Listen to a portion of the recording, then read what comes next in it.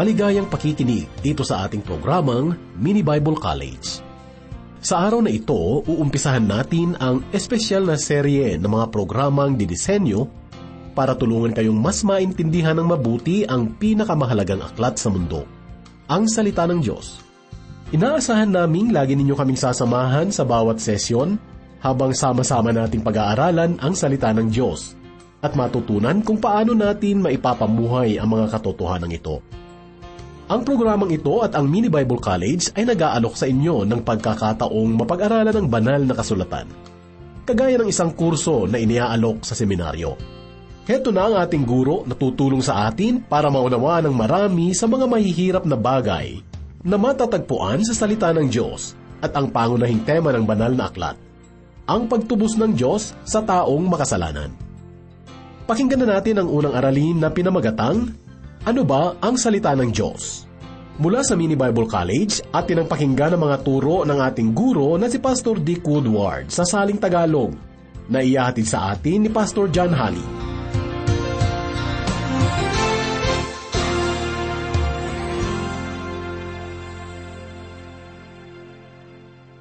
Naramdaman ko na para bang sabay-sabay tayong mag-uumpisang maglakbay na magkasama. Maligayang pakikinig sa pag-aaral ng salita ng Diyos. Dito po magkasama nating pag-aaralan ang salita niya mula po sa una hanggang sa huling aralin. Ang aralin po bilang 180. Ito po ay parang napakahabang paglalakbay, ngunit lilipas ito ng tila ba napakabilis. Ako po ay lubos na nagagalak sa pag-aaral na ito at alam kong ganun din po kayo.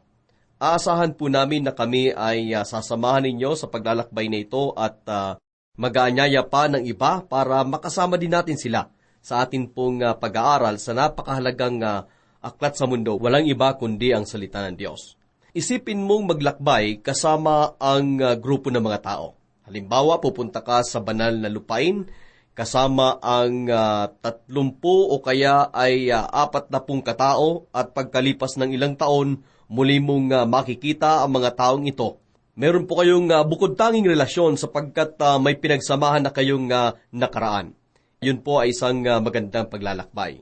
Naranasan ko na para bang tayo ay magkakasama sa ganyang paglalakbay dahil iisa-isahin po nating pag-aaralan ang 66 na aklat ng salita ng Diyos. Habang isa-isa po nating sinisiyasat ang bawat aklat, titingnan po natin ang 3 bagay. Una po ang nilalaman ng bawat aklat. Pangalawa, ang balangkas po nito. At pangatlo, ang pinakamahalaga, ang tungkol po sa espiritual na mensahe ng bawat aklat, ang pansarili at pang-araw-araw na paggamit ng salita ng Diyos sa atin po mga buhay. Ang pag-aaral na ito ay para po sa pangkaraniwang mananampalataya. Personal po akong naniniwala na ang kakayahan ng simbahan ay nasa mga pangkaraniwang miyembro. Ibinabahagi sa atin ni Apostol Pablo ang tungkol dito po sa aklat ng Efeso, kabanatang 4, talatang 12, kung saan sinabi niyang tayo po ay magsasama-sama upang ihanda sa paglilingkod ang lahat ng mga banal. Naniniwala akong ang itinuturo niyang gawain ng simbahan ay naibigay sa mga banal, mga pangkaraniwang miyembro, at kung nais nating makitang magampanan ang gawain ito, kailangan po nating ihanda ang mga miyembro. Mga tagapakinig, ang layunin po natin sa araling ito ay ang maihanda ang mga miyembro sa pagbabahagi ng kanilang pananampalataya sa lugar ng pamilihan o sa kanilang mga kaibigan, pamilya, at maging sa mga kapitbahay. Nais po nating maihanda ang mga pangkaraniwang manggagawa sa loob po ng simbahan. Mga tagapagturo sa lingguhang pag-aaral ng salita ng Diyos sa pamamagitan po ng pagbibigay sa kanila ng komprehensibong pang-unawa sa banal na kasulatan. Upang makamit po natin ang layuning ito, magbibigay po ako ng ilang mga bahagi sa banal na kasulatan para basahin po ninyo habang sinisiyasat po natin ang 66 na aklat dito po sa banal na kasulatan.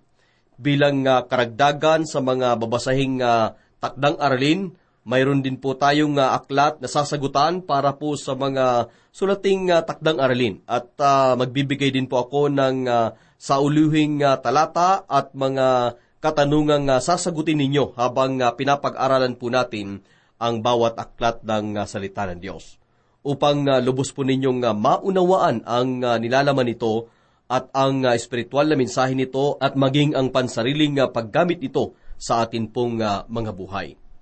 Kung makikita po ninyo ang dami ng material na ating mapag-aaralan, habang inaaral po natin itong 66 na aklat ng banal na kasulatan, kung tunay ngang nabasa mo na ang salita ng Diyos mula po sa Henesis hanggang sa aklat ng pahayag, nakatitiyak akong alam mong pangkalatang ideya lamang ang mga ito.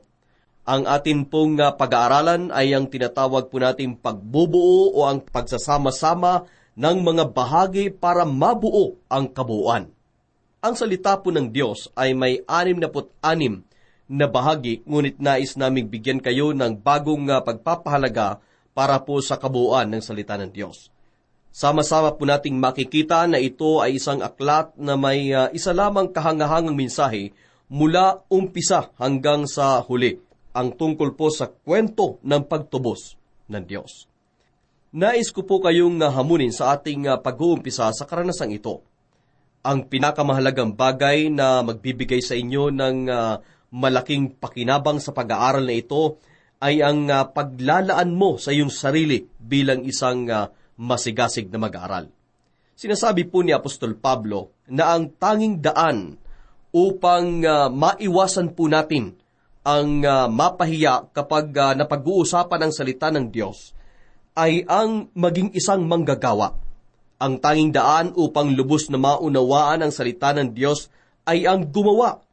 Nais kitang hamunin ngayon, sa panimulan ng pag-aaral na ito, huwag mong hayaang makaligtaan ang kahit isa man lang sa mga araling ito, mag-aral kang mabuti at gawin mo ang mga takdang aralin na ibibigay ko sa iyo. May mga taong kumuha po ng pag-aaral na ito at pagkatapos ay pumasok bilang misyonaryo.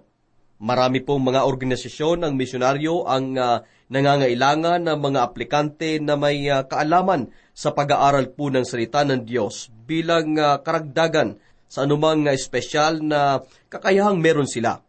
Kung ito po ang nais mong makamit, maging interesado kang pag-aralan ng mas malalim pa ang salita ng Diyos. May inihanda kaming sinasagutang aklat na gagamitin sa pag-aaral na ito at tiyak po naming makakatulong ang mga ito. Gamitin mo ito, pag-aralan mo at ibahagi mo sa iba ang mga natututunan mo. Ang mga takdang aralin at mga sauluhing talata ay makakatulong sa iyo upang magkaroon ka ng totoong kaalaman tungkol po sa salita ng Diyos habang pinapag-aralan natin itong banal na kasulatan. Nais ko rin pong sabihin sa iyo sa panimula ng araling ito ang tungkol sa kasangkapan na kakailanganin mo sa pag-aaral ng salita ng Diyos. Alam mong ang mga karpentero, magsasaka, dentista, manggagamot at mga gumagawa ng orasan ay may mga kasangkapan at kabisado po nila kung papaano gamitin ang mga ito upang maging matagumpay sa kanilang gawain. Sa seryoso pong pag-aaral ng salita ng Diyos, tiyak na mangangailangan ka ng mga kasangkapan at nais kong banggitin ang ilan sa mga ito. Ang unang kasangkapan na kakailanganin mo ay walang iba kundi ang salita ng Diyos. Iminumungkahi kong magkaroon ka ng sarili mong Biblia na may matibay na pabalat. Marahil nais mong magsulat ng mga talata. Ang pagsusulat ng mga talata ay makakatulong po sa iyo upang maalala mo ang mga mahalagang talata. Mas makakabisado mo ang salita ng Diyos at paglipas po ng mahabang panahon ng pag-aaral ay kung hindi matibay ang pabalat po nito, magkakahiwa-hiwalay ang pahina nito at kailangan mo itong palitan. Kaya naman po ay iminumungkahi kung magkaroon ka ng matibay na Biblia kung seryoso ka sa pag-aaral mo. May mga magandang salin po ng salita ng Diyos sa panahon po natin ngayon para sa mas malinaw na pagkaunawa. Napakagandang magkaroon ka ng iba't ibang salin. Isa rin pong napakahalagang kasangkapan sa pag-aaral po ng salita ng Diyos ay ang tinatawag po nating concordance. Ang concordance ay isang aklat na naglalaman po ng mga salitang ginamit sa salita ng Diyos at kung saang talata ito matatagpuan. Kung tatanungin mo ang isang dalubhasa ng ganito, kung ikaw ba ay may iwang mag-isa sa 10, maliban sa salita ng Diyos, ano pa isang aklat ang nais mong magkaroon? Marami po sa kanila ang magsasabi ng walang pag-aalinlangan na ang nais nila ay ang tinatawag na concordance. Matutulungan ka ng concordance na pag-aralan ang iba't ibang paksa sa salita ng Diyos kung titingin ka ng isang konsepto o anumang paksa na matatagpuan sa salita ng Diyos. Nakatala sa concordance ang lahat ng talata sa Biblia kung saan ang nasabing konsepto o paksa ay matatagpuan. Mula po sa Henesis hanggang sa Aklat po ng Pahayag. Naniniwala akong ito ang pinakamahalagang dahilan kung bakit itinuturing ng mga dalubhasa sa salita ng Diyos ng concordance na napakahalagang kasangkapan. Nakakatulong din po ang concordance sa paghahanap mo ng isang salita sa salita ng Diyos. Ilang beses na bang naitanong ng isang tao ang ganito? Saan na nga ba matatagpuan sa salita ng Diyos na ang ibig sabihin sa salapi ay ugat ng kasamaan? Madalas sinasagot po natin sila ng ganito, di ko alam, di ko rin mahulaan. Kaibigan, sa pamamagitan po ng concordance, maaari mong tingnan ang alinman sa mga salitang ito gaya po ng pag-ibig, salapi, ugat, kasamaan, at madali mong mahanap ang talata na nagsasabing ang pag-ibig sa salapi ay ugat ng lahat ng kasamaan. Magpatuloy po tayo. At isa pang kasangkapan na kakailanganin mo sa pag-aaral ng salita ng Diyos ay ang diksyonaryo ng salita ng Diyos.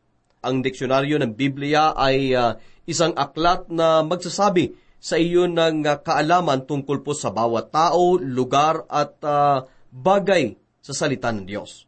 Kung ikaw ay maglalakbay papunta sa banal na lupain at may dala kang diksyonaryo ng salita ng Diyos, may masasabi ka sa bawat lugar na iyong mapupuntahan dahil sa dala mong diksyonaryo ng salita ng Diyos. Napakahalaga po nito sa ating pag-aaral ng banal na kasulatan. Sa pagsisiyasat po ng salita ng Diyos, iminumungkahi ko ang ilan pang mga kasangkapan na makakatulong sa iyo. Isa po dito ay ang handbook ng Biblia o kaya ay komentaryo ng salita ng Diyos. Ito ay napakabuting kasangkapan dahil tutulungan ka nitong mas maunawaan ang salita ng Diyos. Iminumungkahi kong magkaroon kayo nito dahil makakatulong ito sa iyong pag-aaral at sa iyong pang-unawa tungkol po sa sinasabi o pahayag ng banal na kasulatan at maging sa inyong pagtuturo sa iba. May mga pastor po na nakikinig at nag-aaral ng araling ito sa salita ng Diyos. Marahil balang araw mga kaibigan, may magtatanong sa inyo tungkol po sa banal na kasulatan at nais mong mabigyan sila ng tamang kasagutan. Kaya naman kailangan mo ng lapis at papel para sulatan ang mga talata at maging ang mga tanong. Alalahanin mo na inuumpisa natin ang isang mahabang paglalakbay. Kunin mo ang iyong mga kasangkapan, huwag kaligtaan ng anumang aralin at imbitahan mo ang iyong pamilya at mga kaibigan para samahan tayo dito po sa ating kahangahangang paglalakbay sa pag-aaral ng aklat na mga aklat, ang pinakamabentang aklat sa buong mundo, walang iba kundi ang banal na kasulatan. Sa mga ebanghelyo, sinabi po sa atin na si Jesus ay nagpakita sa mga apostol pagkabuhay niyang muli at ibinahagi sa kanila ang ilang mga katotohanan tungkol po sa kasulatan. Dahil sa mga katotohanan ito na ibinahagi niya sa mga apostol tungkol po sa banal na kasulatan, sa unang pagkakataon sa kanilang buhay, naunawaan ng mga apostol ang kasulatan. Ang mga katotohanan ito na ibinahagi ni Jesus sa kanila ay nagbukas po ng kanilang pangunawa ukol po sa banal na kasulatan. Gaya din naman ito, nais kong magbahagi sa inyo ng mga katotohanan tungkol sa salita ng Diyos na inaasahan kong magbubukas din naman ng inyong pangunawa tungkol sa banal na kasulatan. Una po sa lahat, nais kong pag-isipan natin ang kahulugan ng katagang salita ng Diyos. Ano ang salita ng Diyos? Karamihan po sa ating mga Biblia ay may nakasulat na mga katagang banal na salita ng Diyos. Ano ang ibig nating sabihin sa pagtawag natin sa aklat na ito bilang banal na salita ng Diyos? Ang katagang ito ay galing po sa salitang Biblia na nagpapahiwatig po ng maraming aklat. Kung titingnan mo ang salitang iyan sa original po nitong anyo, makikita mo kaagad na ito ay nagpapahiwatig ng maraming aklat at hindi lamang po nag-iisa. Ang Biblia ay koleksyon ng 66 na mga aklat. Kung sinasabi po nating ang koleksyon ng mga aklat na ito ay isang banal na likom ng mga aklat, ano ang ibig nating sabihin? Ang salitang banal ay nangangahulugang yaong pagmamay-ari ng Diyos, o yaong nagmula sa Diyos, o yaong nakaugnay sa Diyos. Ang Diyos ang pinagmulan nito. Ito po ang ideya ng salitang banal. Ang pangunahing kahulugan po nito ay yaong pagmamay-ari ng Diyos. Sinasabi natin dito na ang mga aklat na ito ay nakaugnay sa Diyos sa napakahalagang paraan. Ang koleksyon ng mga aklat na ito ay naglalaman po ng mga mensahe ng Diyos para po sa mga tao. Ito po ang dahilan kung bakit ito ang pinakamahalagang aklat sa buong mundo. Kaya naman, ang pag-aaral po ng salita ng Diyos ay ang pinakamahalagang pag-aaral sa buong mundo. Ito po ang dahilan kung bakit natin ito pag-aaralan, dahil ito ay aklat ng Diyos para po sa atin. Tinatawag din po natin na ang aklat na ito bilang salita ng Diyos. Narinig mo nga tinatawag itong salita ng Diyos ng maraming tao. Ano ang ibig nating sabihin sa pagtawag natin sa aklat na ito bilang salita ng Diyos? Tinawag natin itong salita ng Diyos dahil sa mga sinasabi ng mga propeta at mga apostol gaya po ni Pedro at Juan. Bilang halimbawa, pakinggan po natin ang sinabi ni Apostol Pablo tungkol po sa kasulatan. Sinasabi po sa atin sa aklat na 2 Timoteo, Kabanata 3, talatang 16 at 17. Basahin ko po at pakinggan po ninyo. Ang lahat ng kasulatan ay kinasihan ng Diyos at nagagamit sa pagtuturo ng katotohanan, sa pagtatama sa maling katuruan, sa pagtutuwid sa likong gawain, at sa pagsasanay para sa matuwid na pamumuhay upang ang lingkod ng Diyos ay maging karapat-dapat at handa sa lahat ng mabubuting gawain. Sa 2 talatang ito ng banal na kasulatan, sinasabi po ni Apostol Pablo na ang Diyos ay may bahagi sa pagkakasulat ng mga aklat na ito. May mensahe ang Diyos na nais niyang sabihin sa tao, at para maipaalam ito sa mga tao, gumamit siya ng mga dakilang tao, higit sa 40 katao. Ginamit ng Diyos ang mga taong ito sa paraang ang salitang kaniyang ginamit ay hindi kanila, kundi mga salita ng Diyos. Sa loob po ng 1,500 hanggang sa 1,600 taon, ang mga isinulat ng mga taong ito ay naging mga aklat, at paglipas po ng panahon ay tinawag po nating banal na salita ng Diyos.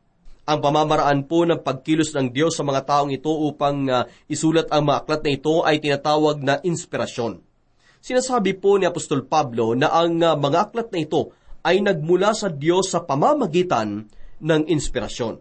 Ang pangkaraniwang kahulugan po ng salitang inspirasyon ay ihinga.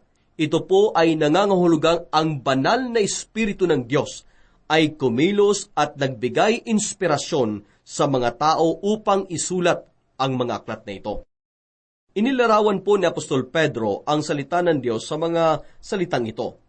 Higit sa lahat, unawain ninyong walang makakapagpaliwanag ng alinmang propesya sa kasulatan sa sariling kakayahan, sapagkat ang pahayag ng mga propeta ay hindi po nagmula sa kalooban lamang ng tao, ito po ay galing sa Diyos at ipinahayag ng mga taong nasa ilalim ng kapangyarihan ng Espiritu Santo.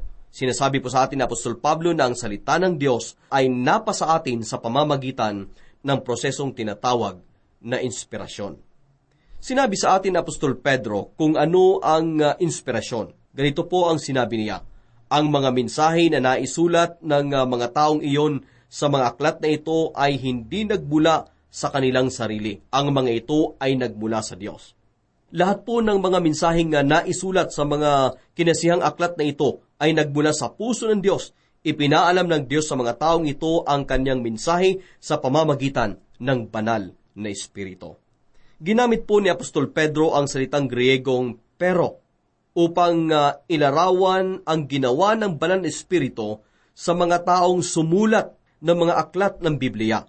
Sa mga lugar na may maraming tubig, mga bangka ang ginamit sa halip ng mga tulay. Sa amin pong lugar, meron kaming bangka na magdadala sa amin sa kabilang pampang ng ilog at dahil ang bangkang ito ay nakakapagdala mula sa aming kinalalagyan tungo sa ibang dako, tinatawag itong bangkang pantawid. Ito po ang ibig sabihin ng salitang Griegong pero at ito ang ginamit na salita ni Apostol Pedro nang sabihin niyang pinakilos ng Diyos ang mga taong ito. Isipin po ninyo ang hangin sa layag na nagpapagalaw sa tinatawag nating paraw. Kagaya ito ng inspirasyon ayon po kay Apostol Pedro. Ang isa pang kataga ay ang buhay na salita ng Diyos na hindi tumutukoy po sa kasulatan kundi kay Hesukristo. Tinatawag ang salita ng Diyos bilang nakasulat na salita ng Diyos. Si Hesukristo ay tinatawag na buhay na salita ng Diyos. Ang buong siya, lahat po ng sinabi niya at lahat ng ginawa niya ay salita ng Diyos para po sa atin. Maraming sinabi ang Diyos sa atin sa pamamagitan po ng Biblia, ngunit mas marami siyang sinabi sa atin sa pamamagitan ng kanyang anak, si Hesukristo. Mas maraming sinabi ang Diyos sa mundo sa pamamagitan ng buhay at mga turo ng Panginoong Hesukristo kumpara po sa ibang mga paraan. Kaya naman si Jesus ay tinaguriang ang buhay na salita ng Diyos. Naririnig po natin ang mga taong nagsasabing ipinapangaral ng pastor ang salita ng Diyos. Ang pangangaral ng salita ng Diyos ay isang dakilang himala. Ganito ito inilarawan ng isang tao. Ang naipairal sa salita ng Diyos ay bagay ng Espiritu ng Diyos na gumagamit ng salita ng Diyos sa pamamagitan ng lingkod ng Diyos upang lumikha ng mga anak ng Diyos. Sinabi po ni Apostol Pablo, minarapat ng Diyos na iligtas ang mga nagpapasakop sa Kanya sa pamamagitan ng magandang balita na aming ipinangaral na sa tingin ng iba'y isang kahangalan. Maaring hindi ito naunawaan ni Apostol Pablo, ngunit lubos niya itong pinaniniwalaan. Nang magpunta siya sa isang lugar at ipinangaral ang magandang balita tungkol kay Hesukristo, natuklasan po niya na kapag ang salita ng Diyos o ang mensahe ng Diyos ay naipangaral ng isang lingkod ng Diyos na kontrolado ng Espiritu ng Diyos, naliligtas ang mga tao at sila ay nagiging mga anak ng Diyos. Nais ko pong magsalita tungkol sa pagsasaayos ng salita ng Diyos dito po sa ating unang aralin.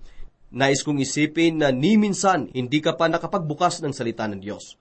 Ngunit kung ikaw ay isa ng dalubhasa sa banal na kasulatan, pakiusap, pagtiisan mo muna ako. Makakahabulin ako sa iyo paglipas ng ilang mga pag-aaral. Napakahalagang matanto na ang 66 na mga aklat ng Biblia ay hindi inayos ayon sa taon ng pagkasulat nito o nang nabuhay ang taong sumulat nito. Maaring ganito po ang inaasahan mo, ngunit hindi ito ang nangyari. Ang 66 na mga aklat ng Biblia ay inayos ayon po sa uri ng mga aklat na ito. Ang 66 na mga aklat na ito ay nasa dalawang bahagi. Ang unang bahagi ay tinatawag po nating Lumang Tipan at ang pangalawang bahagi ay tinatawag namang Bagong Tipan. Hindi rin po ito ganito noon.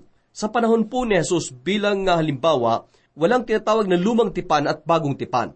Ang Bagong Tipan ay hindi pa nasulat noon, kaya naman ang mga aklat sa panahon po ni Jesus ay tinatawag na ang salita ng Diyos o ang banal na kasulatan. Noong lamang naisulat na ang Bagong Tipan at napagsama-sama na ang mga aklat ng salita ng Diyos, nagawa ang kaibahan sa pagitan ng Lumang Tipan at ng Bagong Tipan. Ang pinakamahalagang mensahe ng Lumang Tipan ay ito: si Jesus ay darating. Ito ang sinasabi ng lahat ng mga aklat sa Lumang Tipan. Sa pasimula, ayon po sa kasulatan, ang Diyos at tao ay may magandang relasyon sa isa't isa. Ngunit ginawa po ng Diyos ang tao na may kakayahang pumili at pinili ng tao na lumayo sa Diyos. At dahil hindi magawa ng Diyos ang tumingin sa ganung uri ng paghihimagsik o kaya ay pagsuway, lumayo ang tao sa Diyos. Kaya naman nagkaroon ng hiwalayan sa pagitan ng Diyos at tao. Ang hiwalayang ito sa pagitan ng Diyos at tao ay ang pangunahing problema na tinatalakay ng banal na kasulatan. Sa Lumang Tipan, sinasabi po ng Diyos sa atin, "Paniniwalaan ba ninyo ako kung sasabihin ko sa inyong may ginawa na ako ukol sa pagkakahiwalay ninyo sa akin?" Nakita mo kaibigan, sinabi ng mga aklat sa Lumang Tipan na si Jesus ay darating at pagkakasunduin niya ang Diyos at ang kanyang mga nilalang.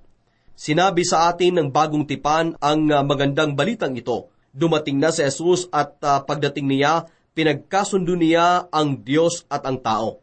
May mga salita na ginamit sa Ebanghelyo ni Marcos para lagumin ang buong Bagong Tipan. Ito po ay ang salitang dumating na si Jesus. Ang mga aklat sa Lumang Tipan ay kinategorya sa ilalim ng 5 pagkakaibang pangalan o kaya ay pamagat. May 5 iba't ibang uri ng aklat sa Lumang Tipan. Una po ay ang mga aklat ng mga kautusan o kaya ay batas. At ang mga aklat na ito ay mga dalisay na salita ng Diyos. Dito sinasabi sa atin ng Diyos kung ano ang tama at kung ano ang mali. Dito niya sinasabi sa atin ang pamantayan ng kanyang kabanalan. Ang 5 aklat po ng mga batas o kautusan ay sinusundan ng 10 aklat ng kasaysayan. Sinasabi po sa atin ng mga aklat na ito na kung minsan sinusunod ng mga tao ng Diyos ang mga aklat ng kautusan at kung minsan naman ay hindi. Kung sila po ay sumusunod sa mga aklat ng kasulatan, sila ay nagiging mga halimbawa para sundan po natin. At kung sila naman ay sumusuway, ang kanilang mga buhay ay nagiging babala para po sa atin. Sa unang Korinto, kabanatang 10, talatang 11, binigyan tayo ni Apostol Pablo ng susi para sa mga aklat ng kasaysayan sa Lumang Tipan at sa isang aklat ng kasaysayan sa Bagong Tipan. Kung inyo pong babasahin ang mga aklat ng kasaysayan, hanapin mo ang mga halimbawa at mga babala at ang mga halimbawa at babalang ito ay nakasalig po dito. Minsan, sinusunod po ng mga tao ng Diyos ang kanyang salita na matatagpuan sa unang 5 aklat at kung minsan naman ay hindi. Kung sila po ay susunod, sila ay nagiging mga halimbawa at kung sila naman ay sumusuway, sila po ay nagsisilbing mga babala. Ang mga aklat po ng kasaysayan ay sinusundan naman ng aklat ng mga tula. Ang mga aklat ng tula ay may mga mensahe ng Diyos para po sa kanyang mga tao habang sinusubukan nilang ipamuhay ang kanyang mga salita sa mundong ito. Sa aklat po ng mga tula, nangusap ang Diyos sa kanilang mga puso. Bilang halimbawa, ang aklat po ni Job, naglalaman ito ng mensahe ng Diyos sa kanyang mga tao na dumaranas ng kapighatian. Sa aklat naman po ng mga awit o kaya ay salmo, naglalaman ito ng mensahe ng Diyos sa mga taong sumasamba sa Kanya at tungkol sa lahat ng mga bagay na nasa puso ng tao sa pagsamba. Ito po ang mensahe ng mga salmo. Sa aklat po ng Kawikaan, sinasabi sa atin ng Diyos ang nilalaman ng ating puso kung tayo po ay nasa pamilihan at kasalamuha ng mga tao. Sinabi po ng isang tao na kung ikaw ay nangangalakal, nakikinabang ka ng 2 bagay, salapi at karanasan. Ngunit kung ikaw ay nakikipagnegosyo sa ilang mga tao, laging sa kanila ang salapi at sa atin lagi ang karanasan. Naisulat ang aklat ng Kawikaan dahil ayaw ng Diyos na ang kanyang mga tao ay makinabang lamang ng karanasan sa araw-araw. Nais ng Diyos na magkaroon sila ng pang-araw-araw na karunungan ukol sa pakikipagkapwa-tao at pakikitungo sa iba. Ito po ang dahilan kung bakit ipinagkaloob niya ang aklat ng mga Kawikaan. Ang mga ngaral naman ay mga mensahe ng Diyos sa mga taong mayroong pagdududa sa kanilang mga puso. At ang mga awit ni Solomon ay mga mensahe ng Diyos sa kanyang mga tao kung sila po ay umiibig. Ito po ay katulad ng pakikinig sa pag-uusap ng 2 taong nagmamahalan. Ang pangalawang bahagi po ng panitikan sa Lumang Tipan ay ang pinakamalaking bahagi kung tungkol sa bilang ng kabanata at talata ng pagbabatayan. Ito po ay tinatawag na mga propeta at binubuo ito ng 2 magkaibang bahagi. Ang una po ay tinatawag na pangunahing mga propeta at sinusundan ito ng mga di pangunahing mga propeta. Ang pangunahing propeta ay mas mahaba kaysa sa mga di pangunahing propeta. Gumugugol sila ng mas mahabang panahon para masabi nila ang kailangan nilang sabihin. Tinawag na mga di pangunahing propeta ang ibang mga aklat na ito dahil naglalaman lamang ang mga ito ng 1, 2 o kaya ay 3 kabanata.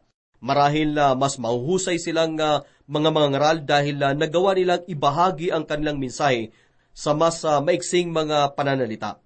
Sa Bagong Tipan naman po, mayroon ding 5 uri ng mga aklat. Una, nariyan po ang 4 na talambuhay ni Jesus, ang Ebanghelyo ni Mateo, Marcos, Lucas at Juan.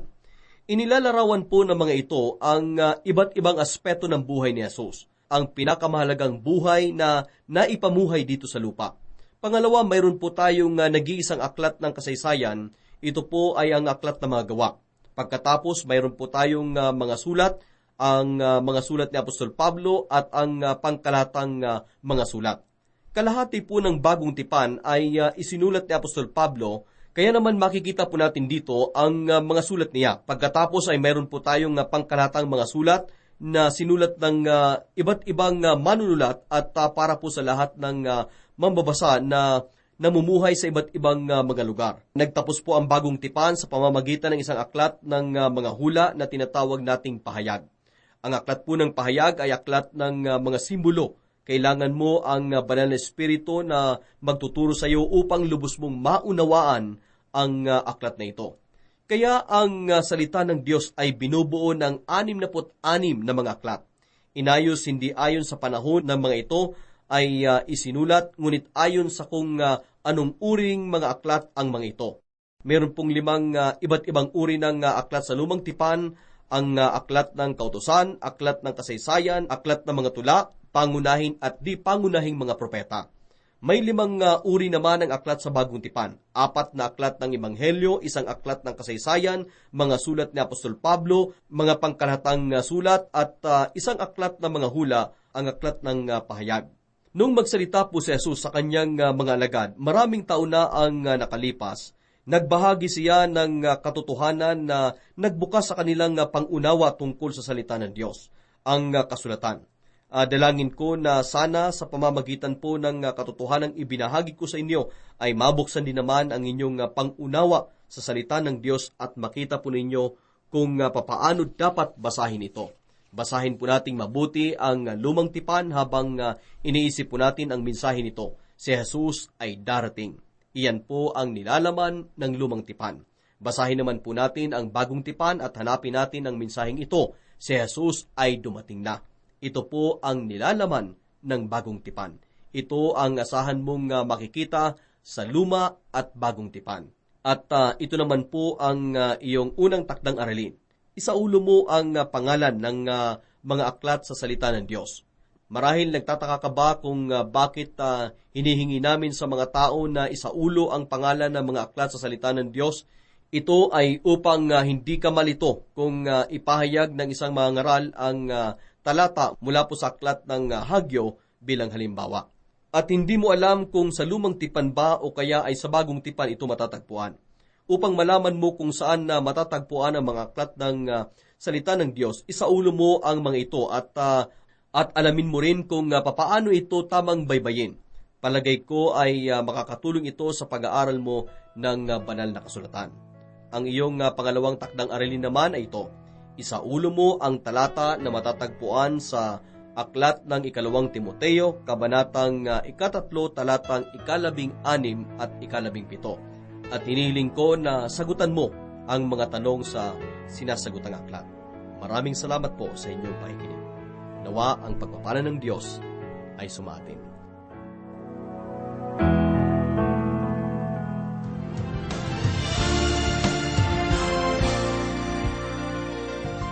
Hanggang dito na lamang muna ang ating oras para sa araw na ito. Mag-imbita pa kayo ng iba na interesadong matutunan at maunawaan ang salita ng Diyos.